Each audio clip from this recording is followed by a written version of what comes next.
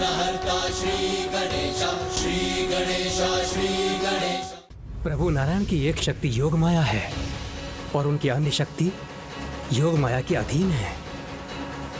उनमें से एक शक्ति की ही स्वरूप है करकटी यानी सूचिका। फिर अच्छा हो या बुरा, जब तक प्रभु नारायण की कृपा से ये माया स्वरूप संसार रहेगा तब तक भी सूचिका भी रहेगी। इसी कारण उसे अमृतत्व का वरदान मांगने की आवश्यकता ही नहीं थी। किंतु ब्रह्मदेव वो क्षमा योग्य नहीं। उसने दुर्बल असहाय मनुष्यों को, वृद्धों को, बालकों को सभी को संक्रमित किया है। यहाँ तक कि प्रभु भक्ति में लीन प्रभु भक्तों को भी नहीं छोड़ा। यदि मैं इसे ना रोकता तो ये सभी को संक्रमित कर संपूर्ण मानव जाति का संहार कर देती।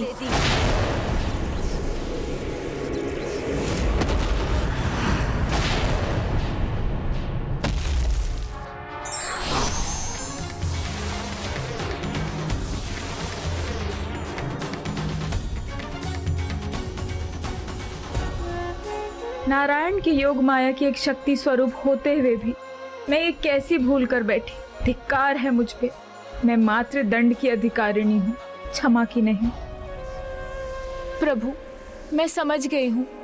मैं दंडित होने के ही योग्य हूँ प्रभु।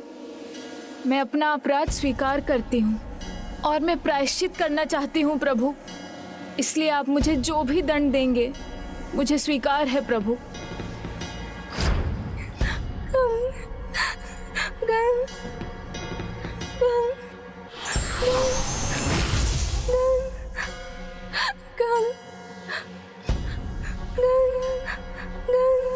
गंग गंग गंग गंग गंग गंग। अपराध और अपराधी दोनों ही दंड के भागी होते हैं, इसलिए तुम्हें दंड तो अवश्य मिलेगा। दंड स्वरूप मैं तुम्हारी शक्तियां सीमित कर रहा हूँ। अब तुम स्वयं किसी को भी संक्रमित नहीं कर सकोगी। तुम्हें इसके लिए माध्यम की आवश्यकता होगी, जल, वायु, स्पर्श आदि। जिनके आहार में, जिनके विचार में और जिनके व्यवहार में विकारों का दोष हो, तुम उन्हें ही प्रभावित कर सकोगी और इस प्रकार तुम अन्याय बाधिका कहलाओगी। यही होगा तुम्हारा प्रायश्चित और इस प्रकार लोगों को जीवन जीने का उचित मार्ग प्राप्त हो जाएगा।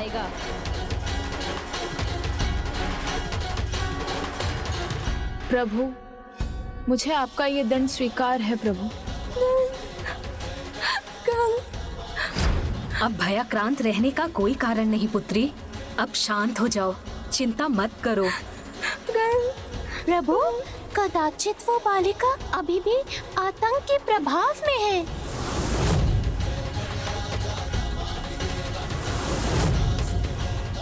संकट मिट जाने के पश्चात जो भय अंतर समाकर वहीं रह जाता है, उससे मुक्ति पाना सरल नहीं होता।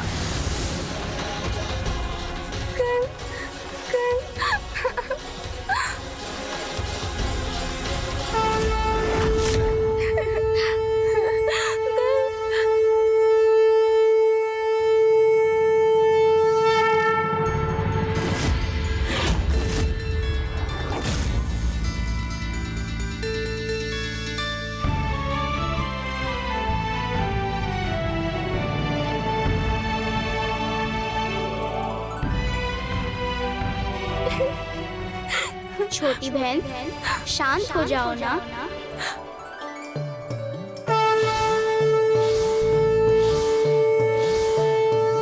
गणेश। हाँ बहन, तुमने तो मुझे पहचान लिया। मेरा नाम गणेश ही है और प्रभु गणेश जी के नाम के प्रताप से ये संकट टल गया है। हे दिव्य बालक, आप अवश्य ही कोई महात्मा है। मेरी पुत्री की सहायता कीजिए। ये मेरी नन्ही बालिका है। आप इसकी आतंक की अवस्था से इसे बाहर निकालिए। बहन, अब तो कोई संकट नहीं। तो अब भयभीत रहने का कोई कारण नहीं। वो क्या था? क्या हुआ था? वो भूल थी, विसूचिका की भूल, जिसके कारण महामारी का प्रकोप छाया हुआ था। किंतु चिंता ना करो, प्रभु गणेश जी ने सब ठीक कर दिया है।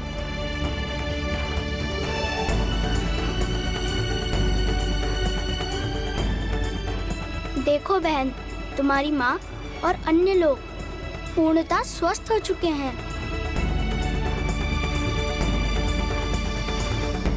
ओम गणेशाय नमः।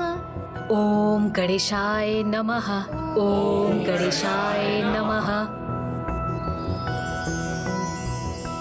आपकी भक्ति में इतनी अपार शक्ति है कि प्रभु ने आपकी प्रार्थना सुन सबके जीवन का विघ्न हर लिया। तो क्या भक्ति की शक्ति से ऐसी महामारी में अपनी रक्षा की जा सकती है जो एक से दूसरे में, दूसरों से अन्य सभी में एक एक कर फैलती जाती है?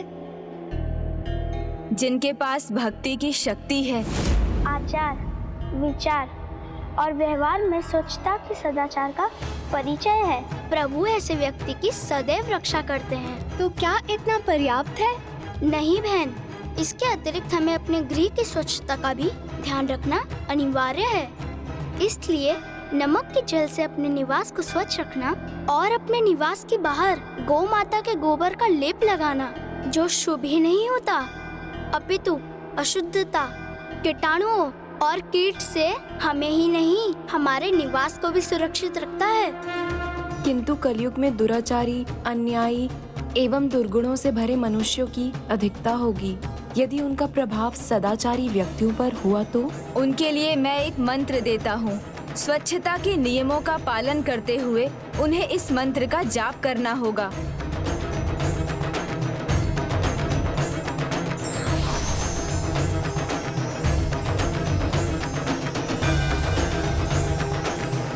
ओम ह्रीं ह्रां ह्रीं राम विष्णु शक्तिये नमः। अर्थात हे विष्णु शक्ति, मैं आपसे इस महामारी को दूर करने की प्रार्थना करता हूँ। ओम ह्रीं ह्रां ह्रीं राम विष्णु शक्तिये नमः। ओम ह्रीं ह्रां ह्रीं राम विष्णु शक्तिये नमः। ये मंत्र तो उनकी सहायता करेगा जो संक्रमित हो चुके हैं, किंतु कोई ऐसा उपाय नहीं जो सदाचारी को पहले ही शक्ति प्रदान कर दे, जिससे विसूचिका का उन पर कोई प्रभाव ही ना हो, जो नकारात्मकता को निकट न आने दे, जो तन को ही नहीं मन को भी सबल करे, उसे शक्ति प्रदान करे। यदि ऐसा कोई उपाय संभव है प्रभु, तो फिर वो कलयुग में भी मानवता और सदाचार दोनों की ही रक्षा करेगा।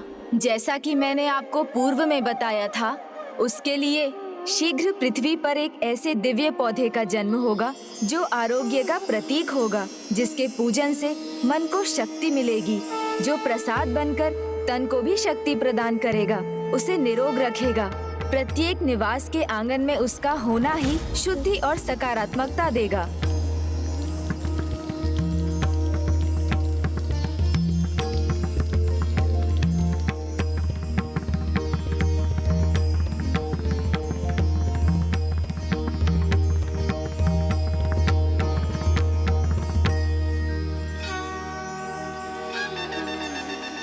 ये पौधा निवास के लिए ही नहीं, जो उसे प्रसाद रूप में ग्रहण करेंगे उसका भी रक्षा कवच बनेगा। कोटि कोटि धन्यवाद आपका बाल महात्मा। आपने तो यहाँ स्वयं आकर विघ्नहर्ता के समान हमारे सारे विघ्न हटा दिए। माँ, आपको स्मरण नहीं इन्होंने क्या कहा था? ये गणेश ही तो है।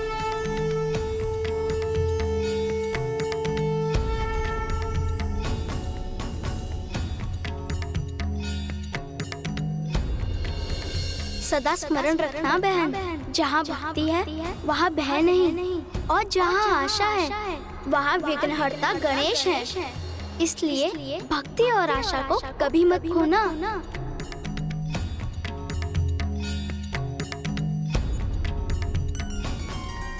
प्रभु, मुझे उचित पथ दिखाने के लिए आपको शत शत नमन। अब मैं उस पथ से कभी नहीं भटकूंगी।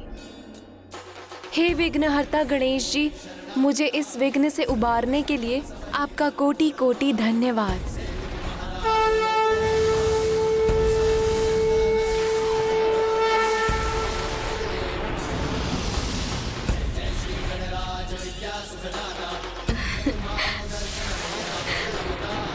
तो विघ्नहर्ता ने माँ प्रकृति के विघ्न को हर ही लिया।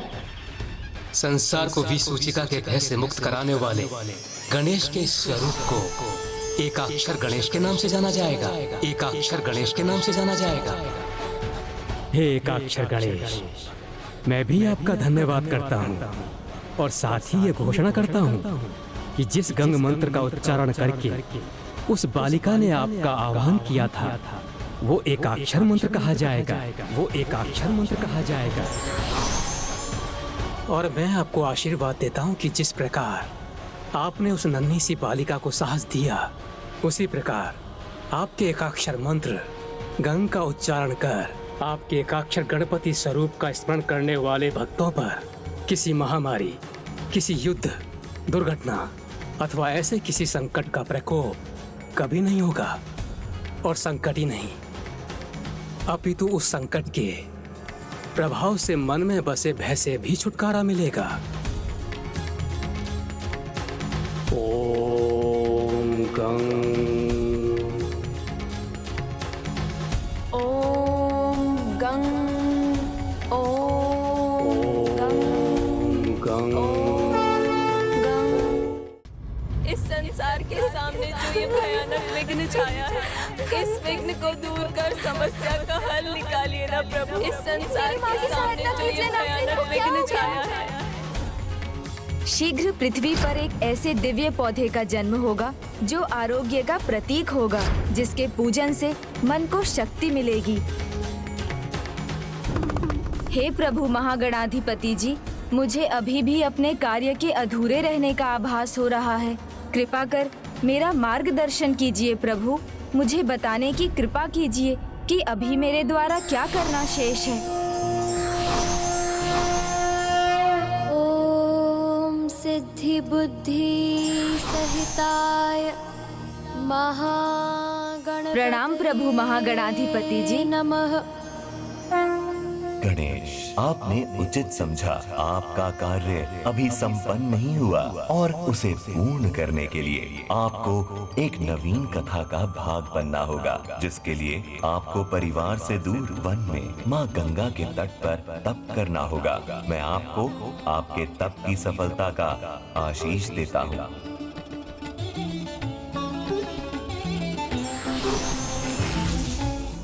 शुभ कार्य में तो तनिक भी विलंब नहीं करना चाहिए, तो मैं अभी माता और पिताश्री से अनुमति लेकर अपने तप के लिए प्रस्थान करता हूँ। किंतु क्या माता मुझे आज्ञा देंगी?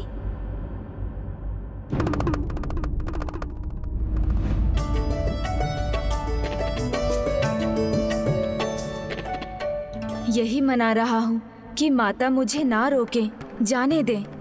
क्या हुआ पुत्र गणेश? जब से तुम विसूचिका रूपी संकट को दूर करके लौटे, चिंता में ही खोए हुए हो।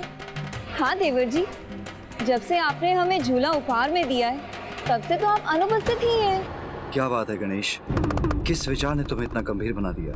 पिताश्री, माता, कुछ समय के लिए मुझे यहाँ से दूर तप करने जाना है।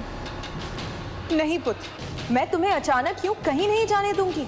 और अब तो हमें तुम्हारे विवाह की तैयारी भी करनी है। किंतु माता, विवाह का तो विचार भी नहीं है मेरे मन में। मुझे तप के लिए जाना ही होगा, ये अनिवार्य है। और वैसे भी मैं तो अभी बालक ही हूँ। मेरी इच्छा विवाह की है ही नहीं। मुझे तो ब्रह्मचर्य व्रत का पालन करते हुए ही अपना जीवन बिताना है। ओह, तो क्या अब तुम भी वही हट करोगे जो तुम्हारे भ्राता ने किया था? नहीं पुत्र, तुम तो मेरी हर बात स्वीकार करते हो ना, तो अब तुम मेरे लिए कोई कठिनाई मत खड़ी करो। ये तो माँ ने सर्वथा उचित कहा है अनुज गणेश। वैसे भी विवाह के लाभ तो तुम ही ने मुझे समझाए थे, तो अब तुम स्वयं विवाह से पीछे नहीं हट सकते। किंतु माता। किंतु परंतु कुछ नहीं पुत्र, मैं कुछ नहीं सुनना चाहती। मैं तुम्हें कहीं नहीं जाने दूंगी।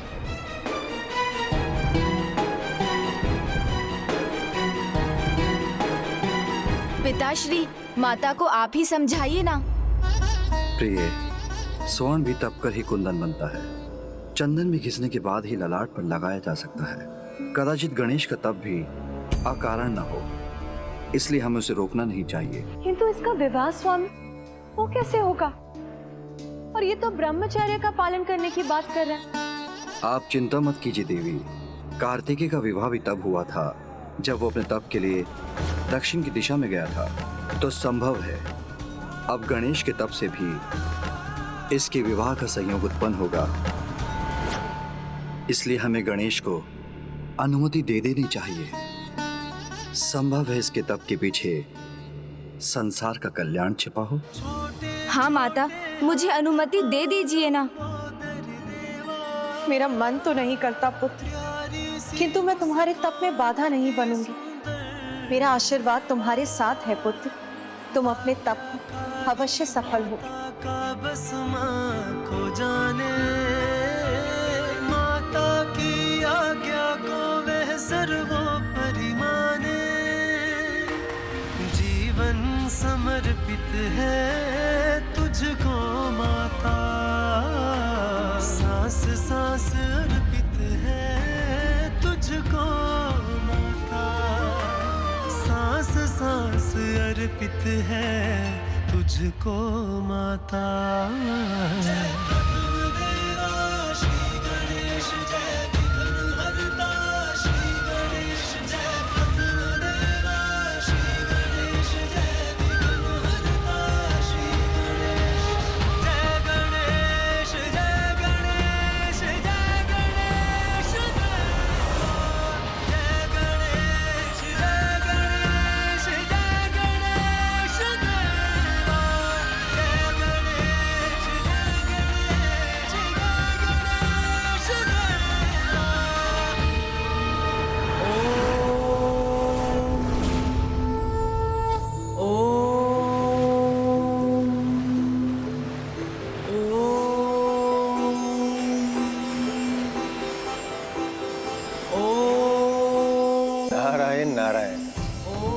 ये कौन है तेजस्वी तपस्वी जिसके तप से सूर्य जैसे तेज का विस्तार हो रहा है?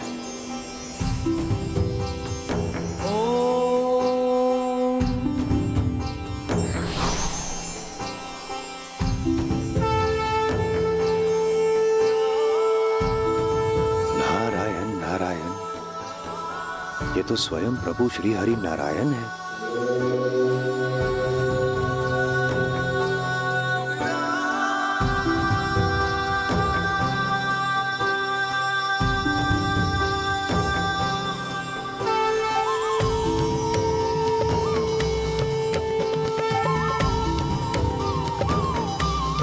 तो प्रभु श्री हरि नारायण नहीं, पंच मुकुटधारी श्री कृष्ण है।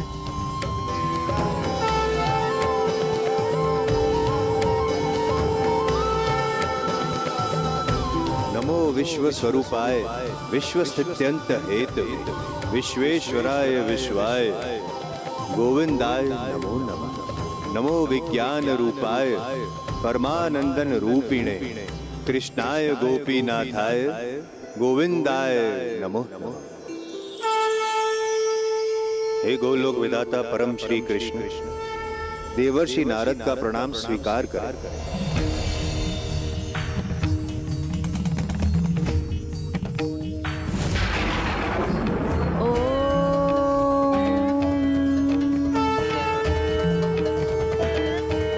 नारायण नारायण, क्षमा कीजिए प्रभु, किंतु आप किस रूप में है ये स्पष्ट ज्ञात क्यों नहीं हो रहा है मुझे?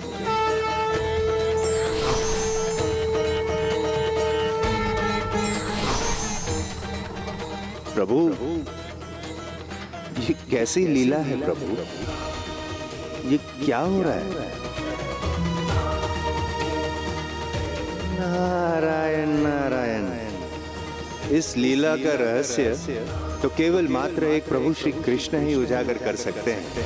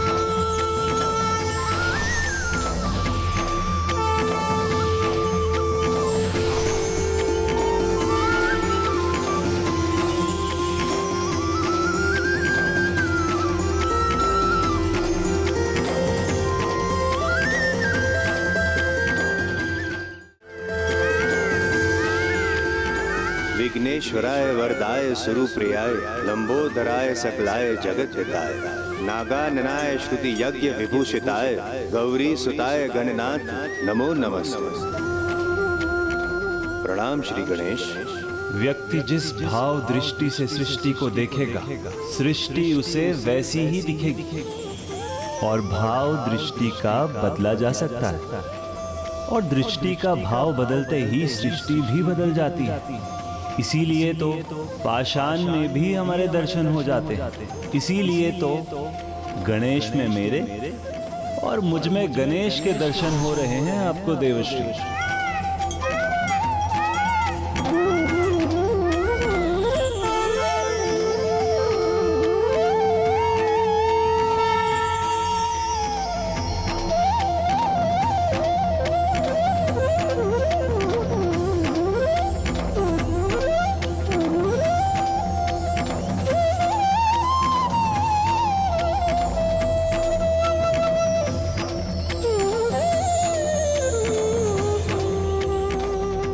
कस्तूरी तिलकम ललाट पटले वक्षस्थले कौस्तुभम नासाग्रे वरमोक्तिकम करतले वेणु करे कर कंकनम सर्वांगे हरिचंदनम सुललितम। ये लीला आपकी है लीलाधर या परम श्री गणेश जी की? मैं तो ये भी ज्ञात नहीं कर पा रहा। नहीं देवश्री, लीला नहीं, तत्व का रहस्य समझिए। मैं और गणेश एक ही तत्व तो हैं, परंतु नेत्र तो केवल हमें दृष्टि प्रदान करते हैं, किंतु हमारे मन की भावना हमें उसके भी दर्शन करवाती है जिसकी हम कल्पना भी नहीं कर सकते। आपको तो स्मरण होगा देवश्री, माता पार्वती ने पुत्र प्राप्ति की इच्छा से अत्यंत भावुक होकर मेरा स्मरण किया था और मुझसे मेरे ही जैसा पुत्र पाने का वरदान मांगा था। प्रभु, मुझे एक ऐसी संतान का वरदान दीजिए जो ब्रह्मदेव की तरह ज्ञानी हो, आप ही की तरह तेजस्वी और निपुण। मुझ जैसा भला और कोई कैसे हो सकता है, क्योंकि मैं तो मैं ही हूं। इसीलिए गणेश भी मैं हूं और मैं ही गणेश हूं।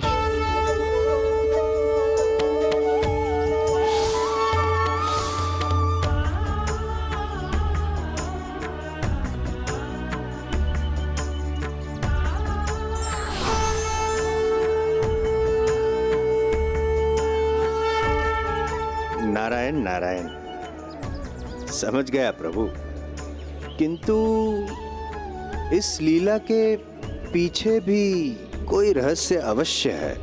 देवर्षि नारद, आपसे भला सत्य कहां छिप सकता है? आपने उचित समझा। संसार की बुद्धि और युक्ति दोनों के ही स्वामी गणेश ही हैं, और वो तो विधि और विधान दोनों के कारण भी हैं। और अब स्वयं गणेश ही रचेंगे विधि का नया विधान।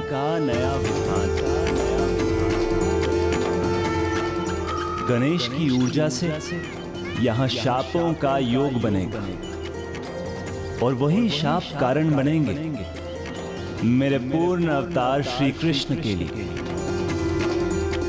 और भविष्य में संसार के कल्याण हेतु पवित्र तुलसी पौधे के भी जन्म का और साथ ही संसार को सहज पुण्य का भागी बनाने वाले पवित्र शालीग्राम के अवतरित होने का।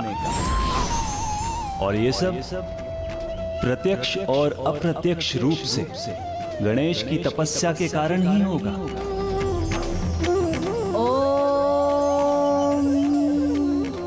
तुलसी वृक्ष के उत्पन्न होने की यात्रा तो आज यहाँ गोलोक से ही आरंभ होगी।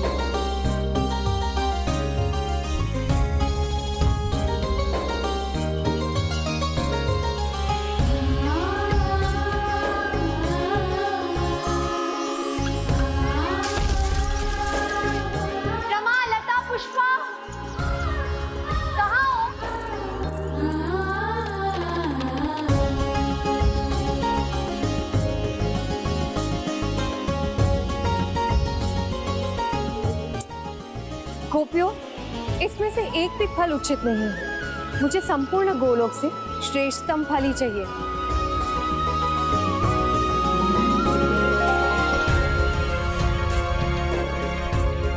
गणेश का तप अनुपम ऐसी अनूठी ऊर्जा उत्पन्न कर रहा है जो भावनात्मकता के चरम पर पहुंचकर जागृत हो रही है, क्योंकि स्वयं गणेश का जन्म उनकी माता के वात्सल्य की, पुत्र प्राप्ति की प्रबल इच्छा के चरम का परिणाम है। और यहाँ सभी पर इस ऊर्जा का अद्भुत प्रभाव होगा, जिससे उनकी भावनाओं में एक नवीन ज्वान आएगा, और फिर जो होगा वो विधि का नवीन विधान होगा।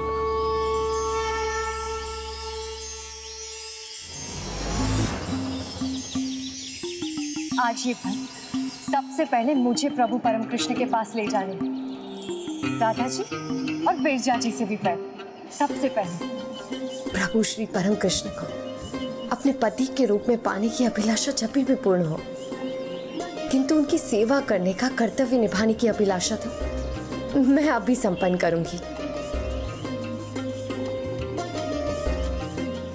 आप सब मुझे ऐसे एकटक क्यों देख रही है, जैसे तुलसी को कभी देखा ही नहीं? मुझे देखना छोड़िए और जल्दी से मेरी सहायता कीजिए। शीघ्रता कीजिए ना, जाइए।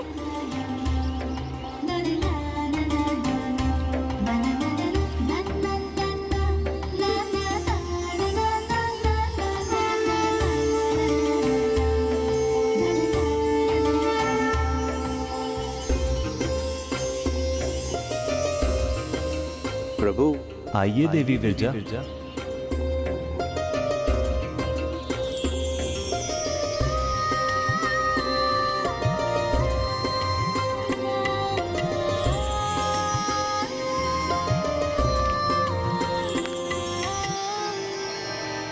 नारायण नारायण। प्रभु की सेवा में गोपियों के आगमन का समय हो गया, अर्थात मेरे प्रस्थान का समय हो गया।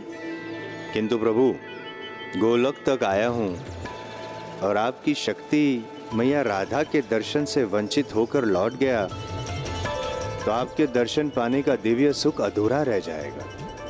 प्रभु, मैया कहाँ है? प्रणाम देवर्षि। प्रणाम। आपके लिए प्रभु की सेवा का आनंद, आहा हा हा।